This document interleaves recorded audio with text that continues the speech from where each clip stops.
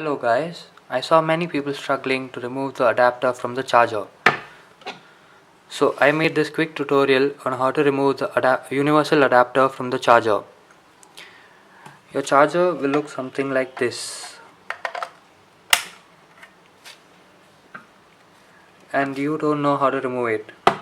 All you need to do is pull this part a little so it comes out like that.